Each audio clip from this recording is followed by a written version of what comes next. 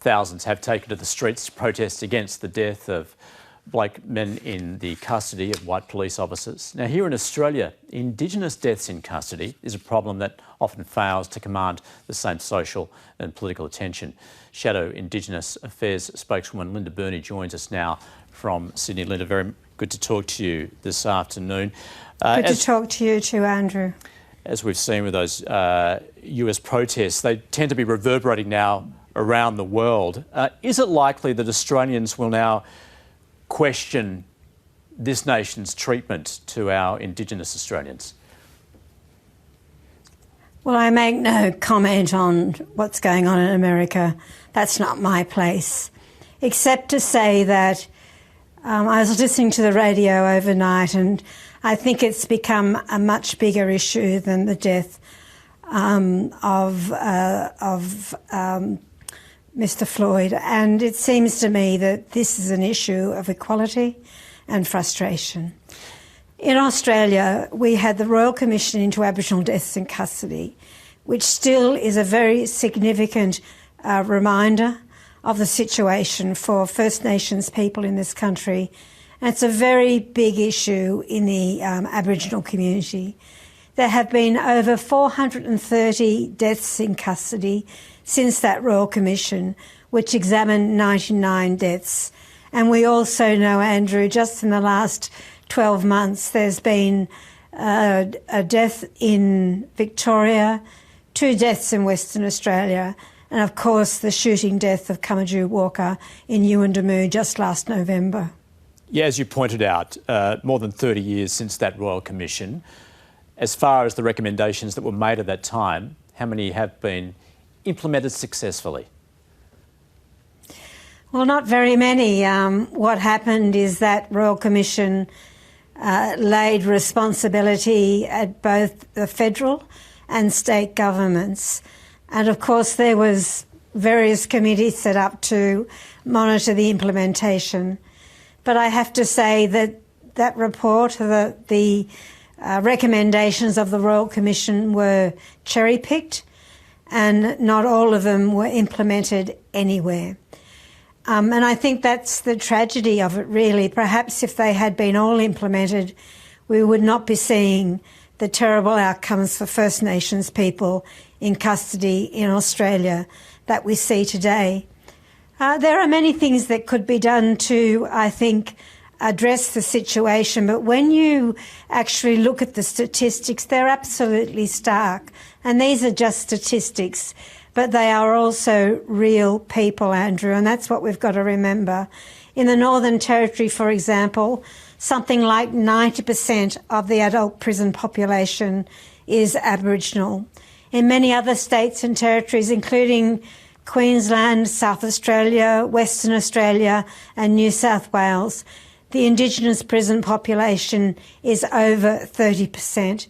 And one of the enormous tragedies is that the rate of Aboriginal children going into statutory care is up around 40% across the country. And the rate of Aboriginal young people in custody is also absolutely enormous. We saw that protest in Perth last night, essentially in support of the protests taking place in the United States. But more importantly, people at that protest in Perth were saying, well, at the moment, Indigenous justice here does not get the same social and political attention that it deserves. I think that probably people could say that, particularly when you look at the 7 days of absolute activism that's just grown and grown in America and is reaching out across the world, including the United Kingdom, including Australia, and I suspect a number of other places.